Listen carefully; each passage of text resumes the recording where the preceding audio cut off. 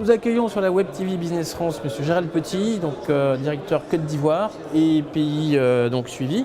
D'ailleurs, les pays qui sont rattachés à cette zone Côte d'Ivoire, ce sont lesquels? Alors effectivement, on a un hub pour l'équipe Afrique de l'Ouest qui est à Abidjan, oui. Une antenne avec 3 personnes également à Dakar, et à partir de ces 2 bases implantées, on assure un suivi sur le Mali, le Burkina, le Ghana, la Gambie et le Cap-Vert essentiellement. D'accord. Qu'est-ce que ces pays ont en commun, et puis quelles sont peut-être les choses qui sont un peu différentes quand d'un point de vue d'un entrepreneur qui vise ces marchés?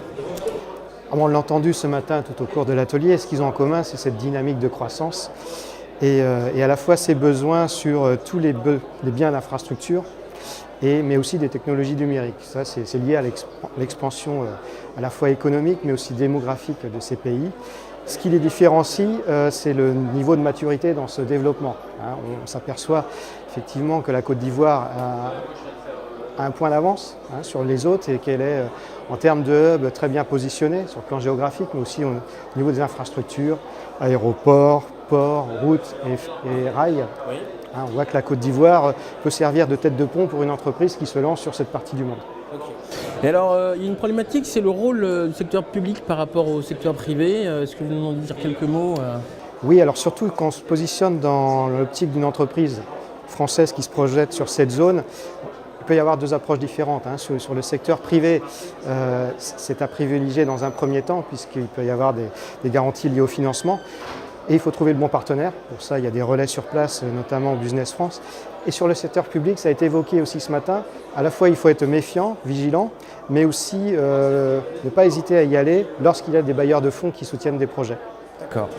Alors, les points d'attention, d'alerte, quand comme ça on va installer une nouvelle activité, prenons la Côte d'Ivoire, en termes donc, de relations avec des prestataires ou on va dire, d'environnement fiscal.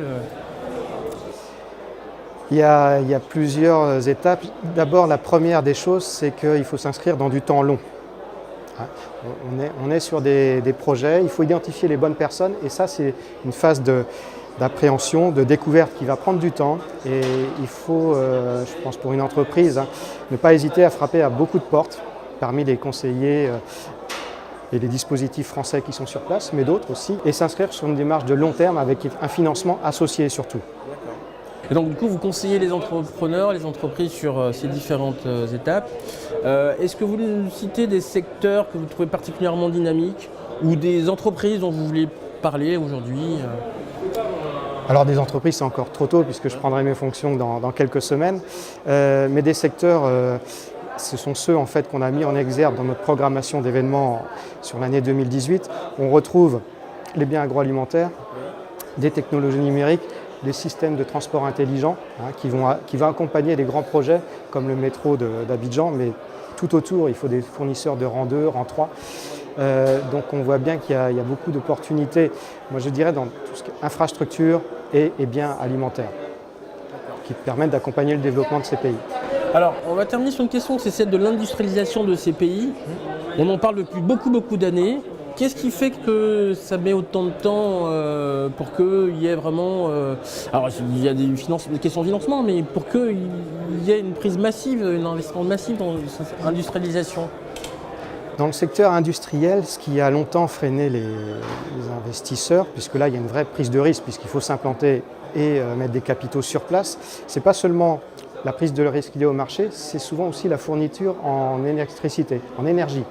Puisque contrairement à d'autres secteurs, dans le commerce et autres, là il faut beaucoup d'énergie, des hommes, des ressources humaines, et on s'est aperçu que la ressource énergétique n'était pas stable ou continue dans le temps. Ça le devient de plus en plus grâce aux infrastructures énergétiques qui se mettent en place dans ces pays.